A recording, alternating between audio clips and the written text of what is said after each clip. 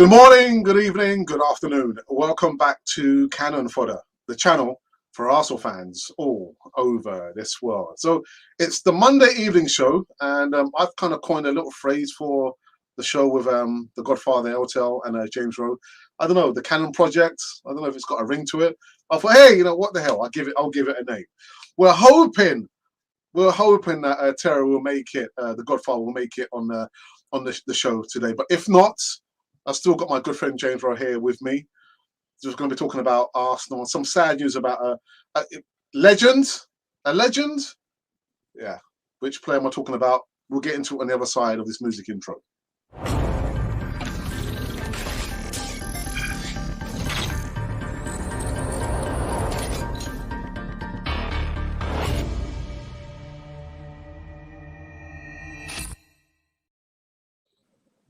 Yes, indeedy. Welcome back to Cannon Fodder, the channel for Arsenal fans all over this one. It's the Monday evening show.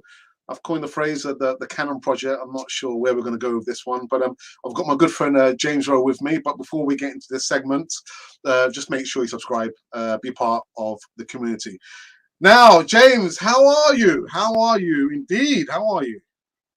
I'm well, thank you, Alex. Nice to be on as always. Very busy with the football interviews. Absolutely delighted with how Mark Warburton has been well received, obviously being Queen's Park Rangers manager. And looking forward to what's coming up and onwards and upwards, as they say. Brilliant, brilliant. So like I said before the bump, some really sad news. And my goodness, talk about the word legend. Sometimes it's banded around too easily, too frivolously. But I think, you know, this gentleman here, Jimmy Greaves, passed away age 81. Yeah, former England striker and Tottenham record scorer Jimmy Greaves has died at the age of 81. Greaves began his career with Chelsea before Spurs at AC Milan, Spurs and West Ham. He scored 44 goals in 57 games for England and was a member of the 1966 World Cup winning squad. He holds the record for most goals in the English top flight with 357 and scored 266 in 379 matches for Tottenham. Greaves' 41 goals in the 60-61 remains a record in the season for Chelsea, and he also holds the Spurs record with 37 during the 1962-63 season. But you know what? Everyone on Cannon Fodder TV, I'm sure, I don't know if anyone's watching who's linked to the Greaves family. We send our condolences at this difficult time. James, is there anything you want to say before we go on to the segment? Well, you rightly pointed out when I found out the news as well. Legend is banded around far too easily these days. You have 5 good games for your club and you're a legend. Or you stay more than one transfer window, you're a legend. Or you make a selfie with a fan, you're a legend. But this man was a true legend for club and country. And, you know, people forget he played abroad for AC Milan. How many Englishmen can say that? And made a difference for AC Milan as well. And, you know, St and Greavesby, people like to look at Football Focus and Soccer Saturday and Soccer AM.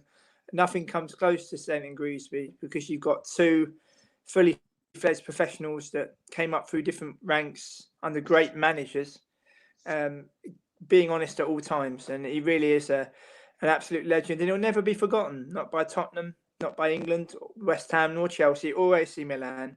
And, you know, he had a very, very good career, you know, made a huge difference wherever he went, scored goals. To dare is to do is the motto of Spurs, and that's exactly what he did in terms of goal scoring prowess. So my condolences and my thoughts with his family and his friends. Yeah, well said, James. Well said. So yeah, there's some business about a game over the weekend. I didn't see the majority of the game. I mean, I'm not doing any instant post-game reactions. I've tried to cut down now on going live. Listen, again, my well-being, my quality of life, as well as my family life, is more important than anything on Cannon Fodder TV. But James, yeah, we got. Was it a game against Burnley where the result was more important than the performance, or was the performance more important than the result? If you know what I mean. Well, I think the 3 points are the most important thing. I see that people are now thinking that we're all ready for top 4 and we're going to make an assault on top 4. But it's about being honest. It really is about being honest. We have played 2 of the weakest teams in the league. one of them at home at the Emirates, and we've won both games 1-0. It's a long old season. I think a lot of people forget how long a football season actually is. And they love to plan, Arsenal fans, that this is going to be our assault in your Champions League in Europe. Honestly, I don't know what they watch. You've got to be honest. Maybe it's because I deal with professional players and managers almost every day of my life. You can't pull the wool over people's eyes. You've got to tell the truth. You've got to tell the truth. And I think in the case of Arsenal fans at the minute, I think they're just getting a little bit too carried away. It's 2 wins in a row, which is great. It's no goals conceded, but it's a long old season. We've got the derby on Sunday. That will be a huge test. And then, of course, away to Brighton, and then after the international break as well. And we've got to take it one game at a time and just try to find our feet. And we've spent an awful lot of money this transfer window, but that doesn't guarantee any type of success. Look at Brighton. Brighton have won 4 games out of 5, and Arsenal was linked with their best player. So it just goes to show that man management is very important. And also, as we've said before in this podcast, Alex, enjoying the season. I see Arsenal fans already getting carried away of Champions League, Europa League. This is our time. This is the new famous back five. Did they ever see the famous back five? Did they ever see them live in action? Because you can't compare them both. Times have changed and football has definitely changed. And I just think that some fans are getting a little bit too carried away. Yeah. I mean, for me, I'm going to pinpoint one player. I think from what I've seen on a Twitter sphere and social media, a lot of people are lauding Martin Odegaard. It was a really good free kick. But for me, it's a bit too obvious. I kind of highlighted this player here, Gabriel, for the mere fact that he put his body on the line. He went into places where he probably would have got hurt. And I thought he was the catalyst for the performance. How things pan out for the North London derby, I have no idea. But I did like the way that he appeared to literally fight tooth and nail, fire with Chris Woods and Ashley Barnes and the other forward line there. But I thought it would have been too easy to have chosen Martin Odegaard. I mean, apart from scoring the goal, he didn't do nothing much apart from that. But I thought for me, James, that was one highlight, just to see that we've got some physicality. But listen, we haven't turned the corner. There's still a lot more work to be done. We're only 5 games in, people. Only 5 games in. And people are thinking, like you said, James, here comes Champions League. No. Yeah. Absolutely. We're miles away from Champions League, people. Miles away. So don't get carried away. We're only 5 games in. Sorry, James. Well, I completely agree. And I'll reiterate what I said at the start of the season. We have had our time in Europe. It hurts me to say it, but you've got to tell the truth. I could, with my own interviews with players and managers, it's exactly the same. I could make out every player and every manager is Leo Messi and Jose Mourinho, but everyone has an individual story to tell. Everyone has a different pathway and a different journey. I will reiterate what I said at the start of the season. We have had our time in Europe. It's been and it's gone. The majority of it was taken for granted. It's taken for granted that we'll get top 4. So long as we get top 4, where participation appeared to be more important than actually trying to win our first European trophy since 1994. And our West London neighbours, only 8 kilometres from what we are, have won the Champions League twice within a decade. We're never going to win the Champions League twice. I doubt we'll even win it once. And people love to talk about the money involved with Abramovich, but it's not just the money. It's also the fact of putting the right people in the right places and letting them do their job. And they became even stronger, and they have eclipsed us, in my opinion, especially in Europe. I've seen Chelsea win, I think it's 5 European trophies. I've seen my own team win 1. So Europe, for me, with this European season, Alex, it's about reflection. It's about reflection. People say, oh, the Champions League not the same without Arsenal. No, it's different. In the Europa League, and people that were saying, oh, we can get into the Conference League because it would have provided a great opportunity to win a European trophy. You only have to look at the teams in that.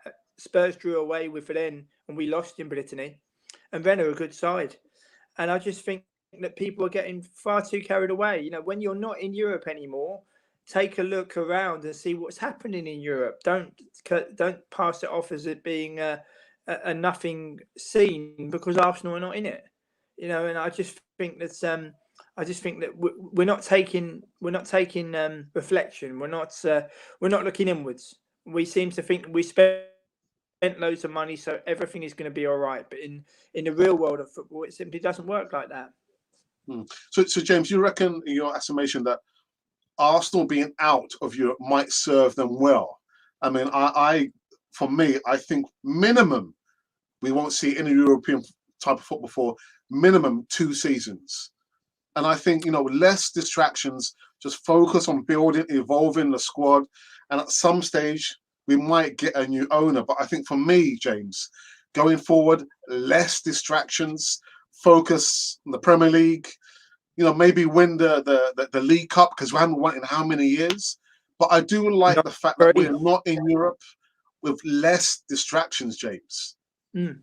But also, Leicester are in Europa League this season. But West Ham won in Zagreb 2-0. That's an amazing result for West Ham. An amazing result for them. And if you look around, for example, the teams that are in it, with the likes of Frankfurt, the likes of Fenerbahce, I believe, I think, and I nearly said Trabzonspor then, thinking of Kevin Campbell, and and also Olympiacos, of course. And I just think, people clamour to get back in it. But the thing that annoys me, Alex, is we was in it for nearly a quarter of a century. We was in it for a quarter of a century nearly, and everyone just took it for granted. They just took it for granted. They will tell you that, we got knocked out by some of the biggest clubs in Europe. Yeah, but I didn't enjoy getting whipped by Monaco and travelling all the way from Amsterdam to Monaco to watch the game. I didn't enjoy losing to Ostersunds, where we were 2-0 down in that game. And I spoke to Graham Potter a couple of weeks afterwards, and he told me that Arsenal lost the derby beforehand, and they knew that Ostersunds knew that Arsenal was going to be down. And I just think that as someone who used to prioritise European matches, as I did, I'm so grateful that I did. But I just look at it, we've had our time in Europe, and you think it's going to be 2 seasons. I think it's going to be 3 to 5. And people will say, negativity and fake positivity and all that. But we are not ready to compete in Europe. If you play in Europe for 23 years, and then you're out of it for 2, what makes you think you're ready to compete in it again? You've got to take stock. Do you remember when Liverpool were out of the Champions League for a long time? Liverpool were out of the Champions League for a long time. They took stock. They really took stock. What happens? They come back and they win it. And that's what we need to do. We need to take stock. People seem to think, it's going to be all right. A lot of fans are arrogant to European teams. I remember queuing up at the turnstile at the Emirates to hear that, Rennes is just a pub team. Ostersunds are useless. Barty Borisov is just a Wi-Fi password when they beat us in Belarus. So the arrogance towards our opponents was nothing short of disgusting. We're out of it now, and we've had our time. So it's important to take stock in that respect. Just talking about how we were, in Europe for the best part of 25, 26 years, never won Champions League. Can I get your thoughts on the situation with Jack Wilshere, James? What's your thoughts about him? Training or actually wanting to play for Arsenal. What are your thoughts on Jack Wilshere, James? Well, he didn't have to leave Unai Emery's Arsenal. Unai Emery was just honest with him in the fact that you might not play as many games as you think, or you might want to. You can stay or you can go. He chose to leave. So a new manager coming in with a different ethos, a different perspective, an excellent football manager, and some of the players in the squad, they didn't want to heed nothing from him. They didn't want to heed nothing from him, and he lasted only 18 months. Look at where they are now. They've won. They remain the smallest population to win a major European trophy. He's gone down in history books, and he's an Arsenal just literally cut their nose off to spite their face. People love to talk about the 32 chances that Watford created. But the fact remains is that Liverpool didn't sack Klopp when he lost to West Brom and Burnley, did they? They stuck with him, and look what happens. So we've now got a new manager who's been given now as much time as what Unai Emery has. We're no further on, are we? We're no further on, and we've got a manager who's highly inexperienced, but everything's all right. It seems to be the new buzzword that everything will be all right. Well, in the real world, I'm sure Leeds United thought everything was going to be all right. I'm sure West Ham thought everything was going to be all right. I'm sure Nottingham Forest thought everything was going to be all right. But you've got to swallow some hard truths. You know, as Mark Warburton told me, manager of Queen's Park Rangers, time is the one commodity you don't get in football. But it's no coincidence that when he took over Queen's Park Rangers, they finished 18th, and they slowly built up the table to finishing 9th last season, and they're slowly improving. This is a fully fledged championship manager who put Brentford on the way to their success together with other people, and also managed Glasgow Rangers. This is not an influencer on Twitter. This is one of the most highly rated managers in English football. And he was fortunate enough to give me his time, and it's been really, really well received. But I just think Arsenal fans, especially on social media, it doesn't reflect the fan base. You don't have Bayern Munich fans doing that, or Real Madrid fans doing that, or Ajax fans doing that. The opinion of one person doesn't dictate to the rest of the fan base. The most important thing is togetherness. I see tweets coming that Arsenal are now hated, and that's good. We're not hated at all. We're not hated at all. People love to talk about referees. I see they're talking about Craig Pawson being appointed as referee for Sunday, and Arsenal have only won 9 games out of 23 when he's refereed.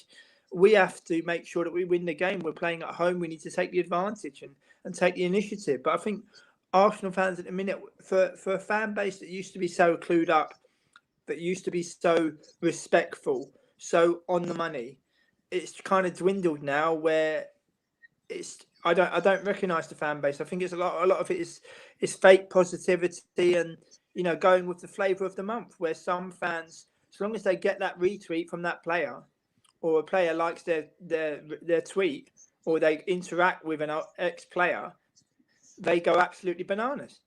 And no, I do that with professionals every day of my life. But there's such a thing as professionalism, Alex. You either a professional, in terms of my case, with interviews with players and managers, or you're just a fan. And I think our fans have lost sight about what it's all about. I think they've turned it from it being all about the Arsenal to being all about them, and I find that very sad. Yeah, but I think we've touched on this point before, James, that social media has a lot to do with how I see and perceive our fan base. It's so easy to give an opinion. It's so easy to make a profile and abuse a player, ex-player, or one another. But I know Canon 4 TV is part of social media, but yeah, I don't know, James. I'm just worried where we're heading to, and also we spoke about Liverpool. Liverpool. Those of you watching now, took almost 30 years to win the league. I remember where I was. Well, I used to work as a civil servant, and I was surrounded by the majority were Liverpool supporters in the office, and each year, year on year, we had jokes in the office. Oh, when's Liverpool going to win the league? Almost 30 years, and we're like 18. This will be 18 years since we have not won the Premier League. 18 years and counting. It's going to be a long while before we can win the Premier League. So, yeah, James. Well, people will remember 53 to 71, 71 to 89. But obviously in the modern day, Arsenal moved to the Emirates to compete with the very best. But the outlay of the money, they will claim that it's a success. I mean, the amount of money that's been spent this summer, it's as if we want to buy our way to the top. Well, Leeds tried to do that, and look where it got them. And they were buying a better quality of player than what we're buying. But I know times changed. But it's a very long season, and it'll be very interesting to see what happens. Yeah. Let's go into the live chat, James, and see who has joined us on this this Monday evening show. I've got the assemble. It says a good evening panel. Ashley, our moderator for the evening, says yeah, grew up watching Greavesy, St. and Greavesy. DWTT Gary says hello, Alex and James, and hello to you, Gary. I hope you're keeping well. And hello, chat room. Questions. Russell says hello, people. Okay, all such niceties. We were lucky to win that game yet again. They were all over us, and yet again, none of our players are scoring. Well, we got one goal from the midfield. Odegaard. Saka. To me, Saka looks. He looks very tired, James. I think we're at risk of putting too much on him. And Arsenal love to tweet out that he's the golden boy and he's the best prospect to have come through our academy in recent years. But will he stay at Arsenal long term in the current climate? That's another thing. People seem to think he'll stay because he loves Arsenal. He's going to want to win things. A career goes by in the blink of an eye. Blink and you miss it. Yeah. And I think Arsenal will have to have a fight on their hands to keep him. My last Arsenal game, which was Sheffield United at home in January 2020, he was the best player on the pitch. And he's driving forward and he's driving forward. And he's just an excellent footballer. I hope he's not carrying the baggage of what happened in at the Euro 2020 final, because, to be told by your manager you're taking a penalty, having scored them in training, is beggars belief, really. At that level, what's at stake. I mean, I saw the footage of Southgate.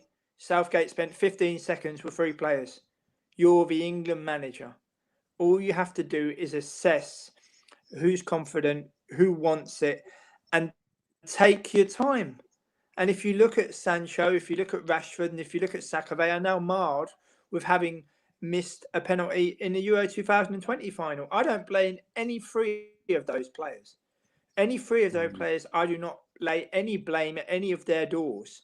I lay the blame at the manager to be so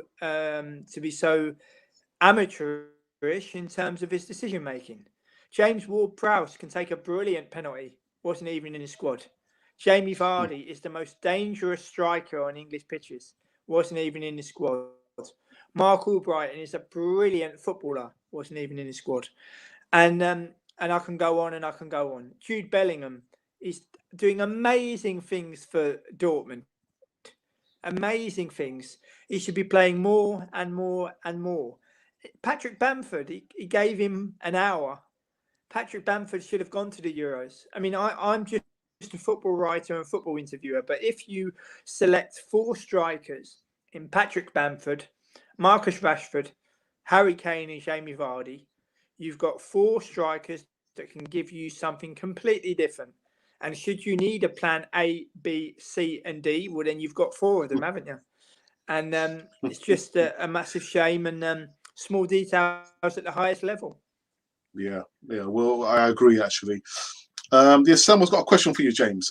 James, do you believe that Arsenal's team performance can improve with the current crop of players? I think in the short term, in little bursts, but I don't think in the long term. I think that, for example, Tomiyasu, the new player we have, people love to say, oh, he's a brilliant find. He's playing for Sint-Truiden in Belgium a couple of years back. How many people know that? People love to say, oh, he came from Bologna and Serie A.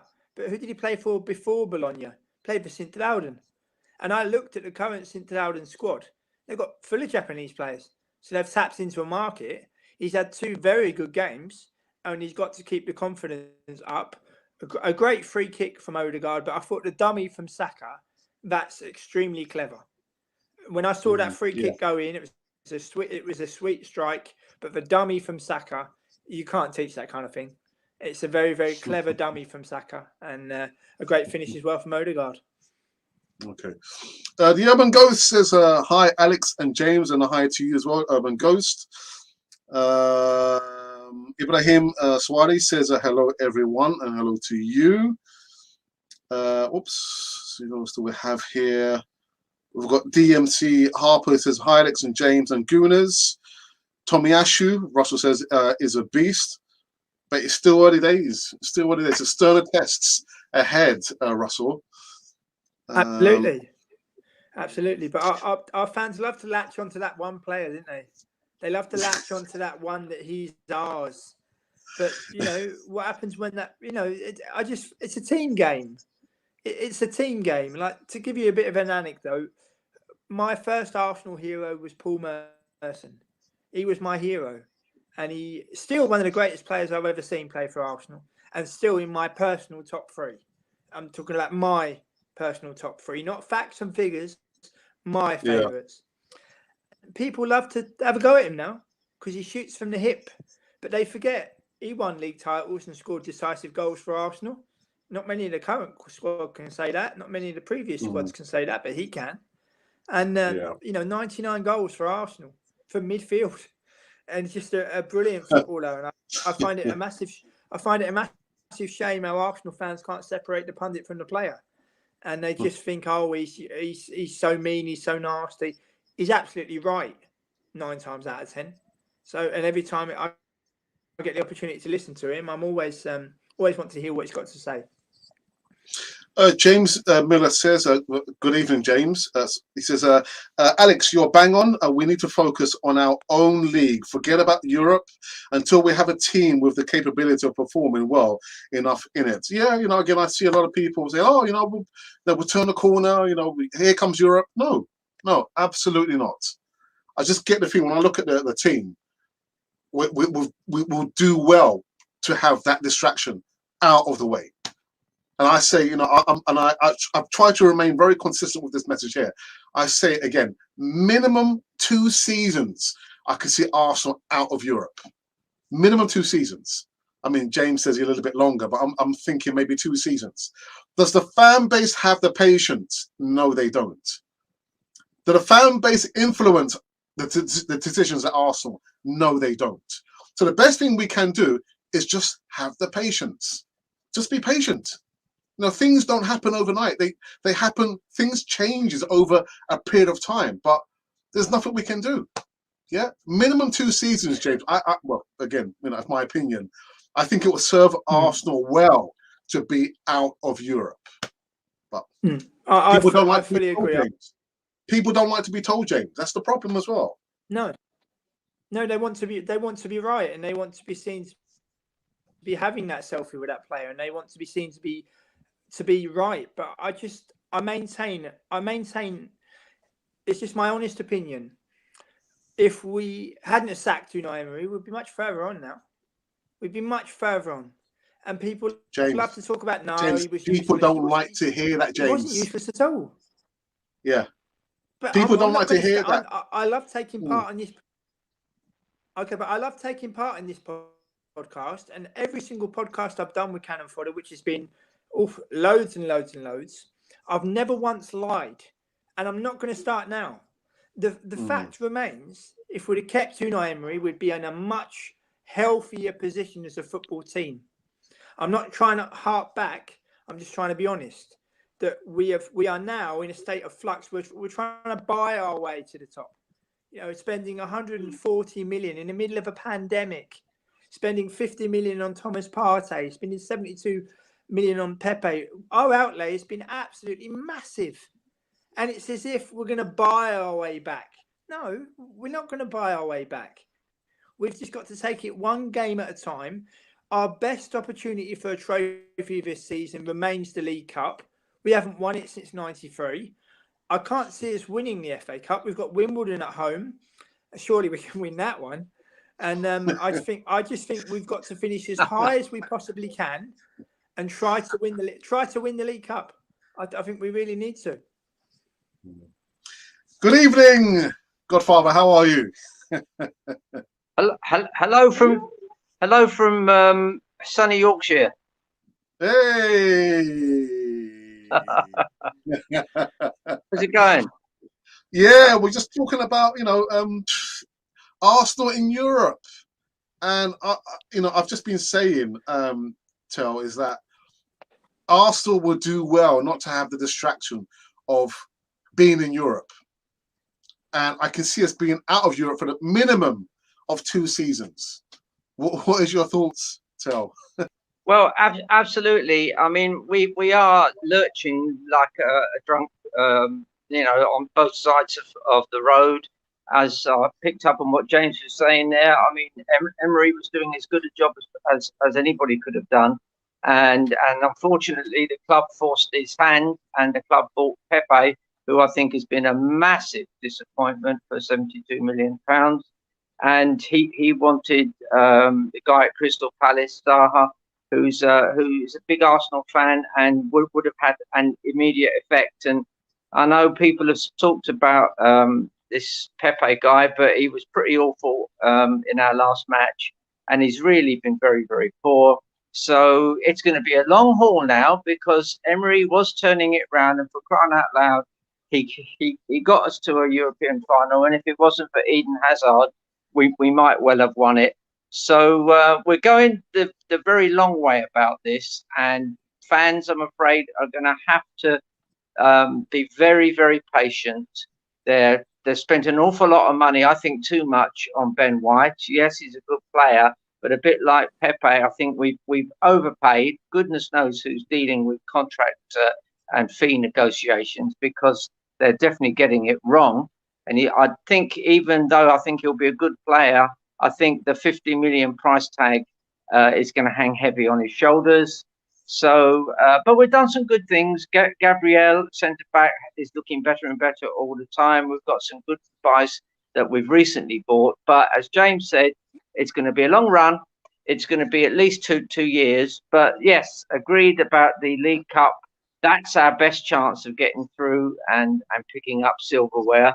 And I was thinking, as I was coming up here today, I think it was, I'm trying to think, Herbert Chapman, I think it was, one of the most famous Arsenal managers, who said that the whole point of a football club is that the people in the local area work hard all week, and they look forward to their local team playing and obviously, if possible, winning. And that still stays at the heart of football.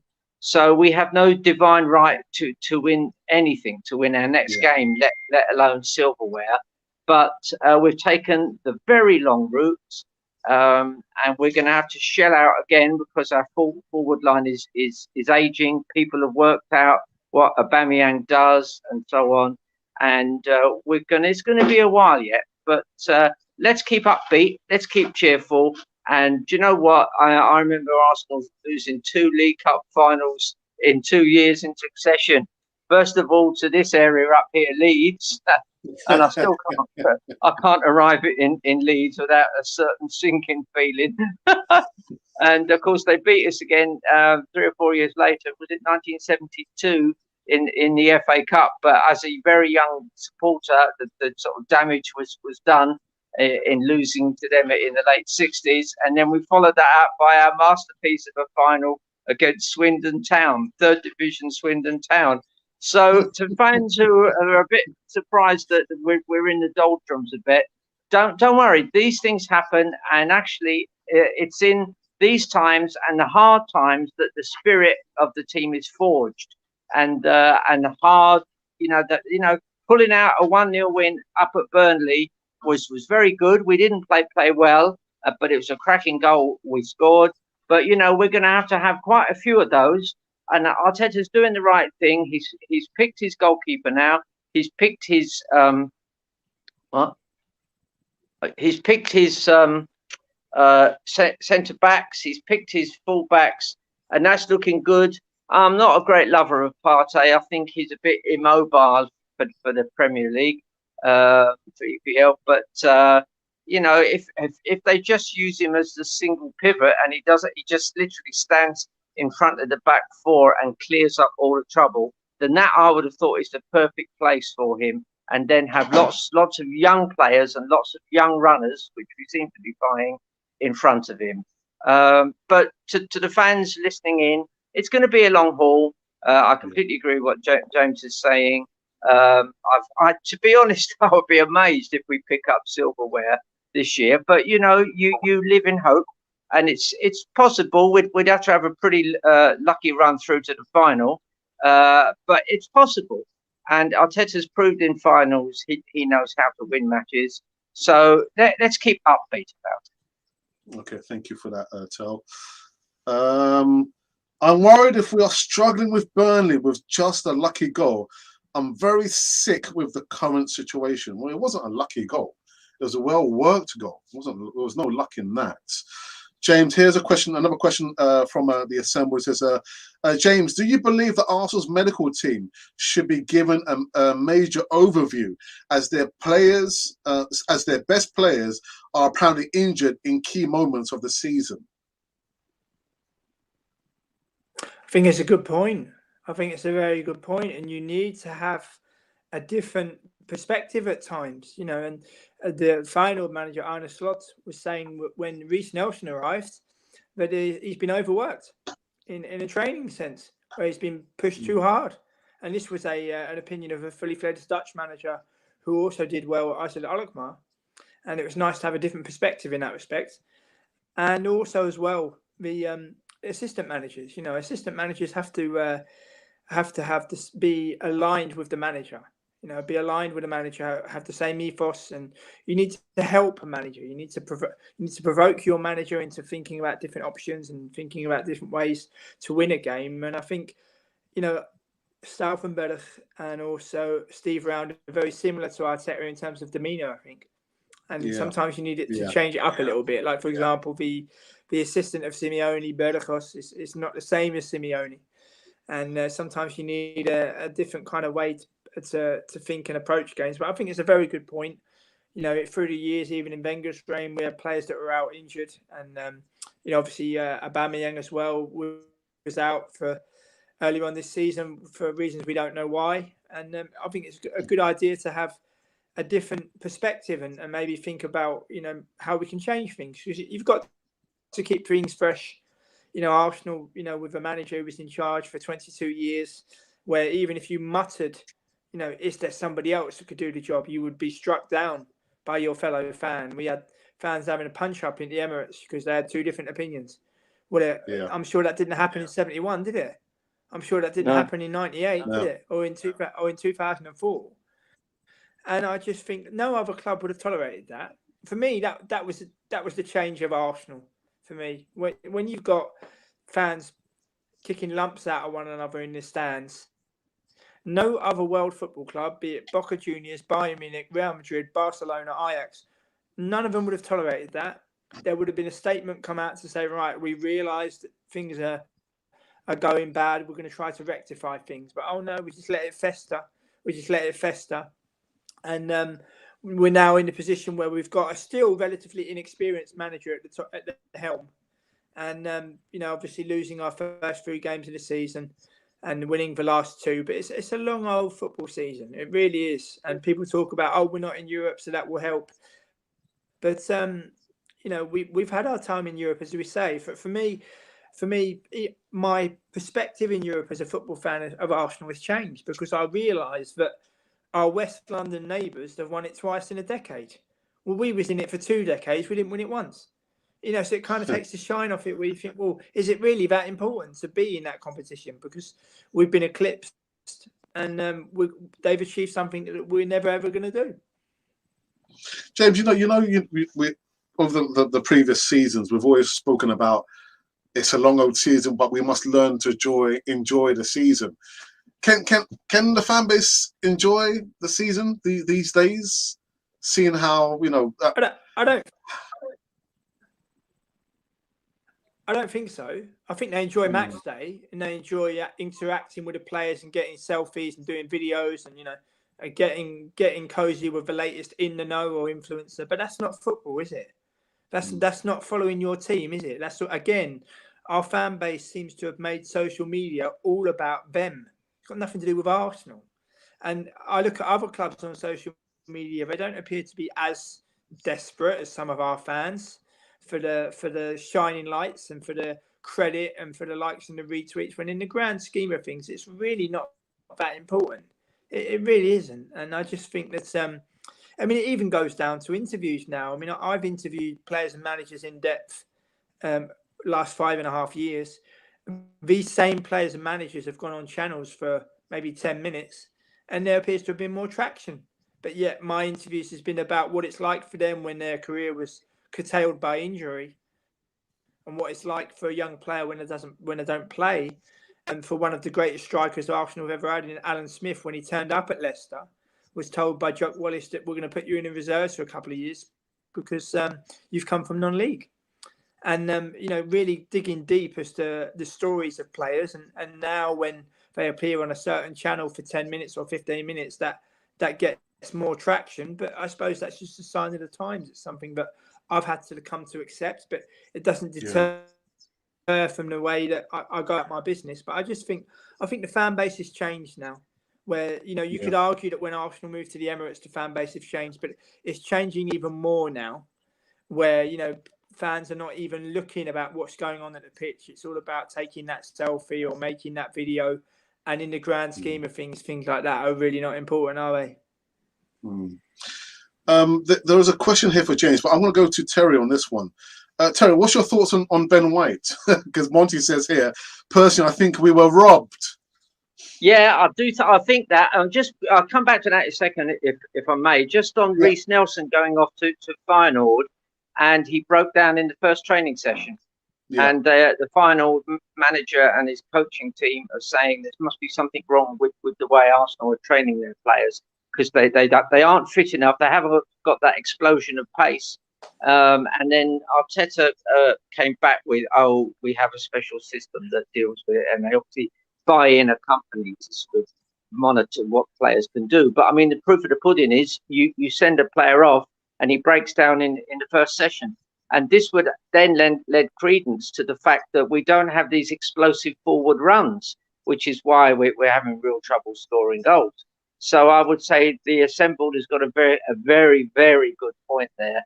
And I am very concerned about Arteta's backroom team, from Steve Brown through to all the guys that are behind the Inaki Kana, the goalkeeping guy. I think there's a real problem there. Now, in terms of Ben White, obviously they have identified Ben White because he's a ball-playing centre-back. He's a bit like David Luiz. He's got a long 40-yard sort of pass on him, except that he isn't 6'3" or 4" like David Luiz. He's 6'0". And so he's always going to be in a position where he may well be compromised aerially. So, of course, we all know that we have Saliba, who's got some of the best stats in Europe in terms of, in fact, the best stats in the French league in terms of passing, and he's 6'4". He's a young guy, but he's tearing up the French league. And I just wonder whether long term, where Ben White actually finds himself a place, because if Saliba does come back, which I know a lot of people think might be unlikely, but if he were to come back, he and Gabriel would form a real dynamic duo, Batman and Robin, at the back. And I'm not sure where Ben White fits in there, except that he often did play kind of right wing back for Brighton. And on that same thing, talking about Ben White and Brighton, it looks like the Brighton manager is doing a wonderful job down there. And we've managed to make a mess of negotiations in getting Ben White, and I think it'll be obvious that we've paid at least maybe 10 or 15 million pounds too much for him. Bissouma we couldn't prize away, and he seems to be doing really well. So it just shows you, if we stick with Arteta and pay silly money for people. We've now got, Ben White at 50 million and Pepe at 72 million, both well overpriced. And if you were working for a company, and if you were a buyer and you were making these kind of buys, I think your line manager would be pulling you in and saying there's something seriously going wrong with your criteria for choosing good players. Having said that, and you know me, I'm very critical of short goalkeepers, and I always love people like Emi Martinez, 6'4" or 6'5". but second to Emi Martinez in the EPL last year for claiming crosses was Aaron Ramsdale. So he's obviously got long arms, and he might be like Casillas, not particularly tall, but with very long arms, and also being a goalkeeper and coming for crosses isn't just about height. It's also about finding your way and picking your way through a crowded penalty area, free kicks and corners. So, it's not all disaster, but I do worry that as some of our buys haven't been good, and I've mentioned the two ones that sort of stand out. But we've got Lokonga, we've got Tavares, we've got a few other players coming through. I think on a similar note, I think Saka's going to have a bit of a dip in form. He's actually already started. You often get that with players that their season after their breakout season, the form dips. We had that years ago. People of my age might remember Ray Kennedy coming through, helped us win the double, scored the winning goal in the last match of the season at Tottenham. And then the following couple of seasons, his form dipped a little bit, and we sold him to Bill Shankly, and he went on to do very well for the team in red up in Liverpool. And to name no names. And well, it's going to be a long old season, as James was saying. And if you're a true Arsenal fan, as we all three are, I would cross the road and go and see an Arsenal reserve game or a youth game. You can, if you sign up to where Arsenal, this is an interesting fact. Arsenal don't show on this system. You can't get this sort of youth game. Sometimes on your YouTube, you can get the odd little highlight. But if the youth team are playing, or the under-23s are playing away from home, you can sometimes sign in free of charge onto the away team's website, which I've done at Brighton and somewhere else I can remember. And then I watched the Arsenal team play, which is good fun. And you can see players like Charlie Patino coming through and some of these lads coming through. So I don't know why Arsenal don't do that, because most clubs do that. So we've got some good players coming through, but this all sounds a little bit like Jam Tomorrow, doesn't it? Everything will be all right. It'll just take another 2 years or a couple of decades. So, and I think statisticians will have noted that this is if we don't get a piece of silverware or win the league at the end of this season, it will be the longest gap in the history of Arsenal between championship wins. Which, I mean, I thought I suffered that when we had that horrible run in the mid-70s, But it looks like we're in an even worse run now. But, the boys are in red and white. I will go and see them play. And I'm only too happy to see an Arsenal team play. And we've just got to bite the bullet, hope that Arteta and Edu are improved. Well, they certainly will improve because they're new boys into the job. They have made their errors. Let's hope as the season rolls by, there's fewer and fewer errors. I think Arteta is approaching his best team in terms of defence. I like the fact that we've got Partey as our central pivot. Although to go back on what the assembled was saying, why is Partey, who never got injured or almost never got injured for Atleti, why is he suddenly always getting injured for us? What's the difference? It's the EPL. Yes, it's faster. Yes, it's got that bit of explosion of pace. Well, let's build that into our training so that he can develop that kind of skill. But so there are lots of questions here. And my main point really would be that I suspect that we haven't got the right backroom team yet. I think if I was Arteta, I would do what all good managers do in any job. They appoint strong deputies. And I've worked in many schools, and all the best head teachers appointed strong deputies. And they can go into their room and they can have their arguments, and that's good. That's healthy. Don't do it in front of the players necessarily. Don't do it in front of the staff or whatever job you're doing, but go in and thrash it out. And it's good. It's good for you to hear somebody else say, I don't agree with you. I think you've got that wrong. That is growth material. That's how you grow as a manager and, in any walk of life. So I do worry that in Steve Brown and Stuyvenberg, is it, and Inaki Kania and all the other people they've got there, I think I would be looking. Maybe it's Richard Garlick's job. I'm not sure whose job it would be to have a cold look at who's surrounding Arteta. And if body language and facial expression is anything to sort of go by, then I've got an awful feeling that Steve Brown is a kind of a yes man. And a yes man is dangerous because he'll make you feel good and you'll sleep at night until Arsenal keep losing. So I don't want to ditch the guy because I can only say it from a supporter's point of view. And please God, he's a good, and he'll spin it round. But I do worry that we're very one-minded, one-track minded, and it needs. Do you know? Just final thing was Ferguson at Man United always appointed strong deputies. Always did. He only kept them for 2 or 3 years, but he learned from them, got them in. Carlos Queiroz and all those guys got them in, listened to their ideas, and refreshed it. Keep refreshing your ideas. And he managed well into his 70s. So that's my message to Arteta. Appoint strong people around you. James, there's a question. Well, question. DMC Harper says, James, share your personal top 3. Top 3 what? Premier League. I don't know. Oh, my personal top 3 Arsenal players? I think so, yeah. Oh, okay, yeah, okay. Yeah. Well, okay, disclaimer. This has got nothing to do with stats.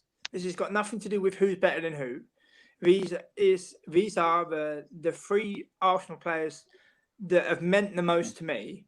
My favourite 3 Arsenal players and in my top 3. So just wanted to say, first and foremost, the greatest ever. And I'm not biased because I live in his country and I live in his home city and I've interviewed his nephew. But Dennis Bergkamp is by far the greatest Arsenal player I have ever seen.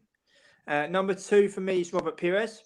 I think when he came from Marseille, it was just, he's just an amazing footballer. Scored one of the greatest goals I've ever seen live at in the away end at Villa Park, away to Aston Villa in 2002 when he lobbed Peter Schmeichel. Third is Paul Merson, because Paul Merson was my hero. He was a player who scored some amazing goals. There's a great video on YouTube. It's 501 Arsenal goals with Paul Merson. Take a look at some of those goals. If Messi and Ronaldo would have scored some of those goals, people would be going absolutely bananas. But it's just an amazing footballer. People will say, "Oh, where's Thierry Henry?" I'm talking about favourites. Thierry Henry is, in my opinion, the second best footballer to ever play for Arsenal. But that's just my personal opinion. People love to talk about the goals and the assists and the emotion of Leeds United, but Bergkamp set the majority of those goals up, and it was Henry that said it was Dennis Bergkamp who is the greatest player that he ever played with. But fans need to understand this is a personal opinion. I'd like to think they respect the opinion as well. There's a recent interview as well with Alan Smith that I did for the Secret Footballer website. I've spoken to Kevin Campbell in the past as well. I also touch on how good Paul Merson actually was. So I know a lot of young fans only know about Paul Merson, the pundit, but take a look at some of his football goals. My personal favourite is the Sheffield Wednesday one. I think that's just a sublime finish at home at Highbury. Standout is the chip and the lob from at home to Everton when we had the mural at Highbury, and also the goal against Leeds, where it's an amazing goal in that never-ending replay at Leeds. But he's just a brilliant footballer, and I'm so proud to have seen him play live. Brilliant. Let's go back in on the live chat. James Miller says, a great pod tonight, Alex.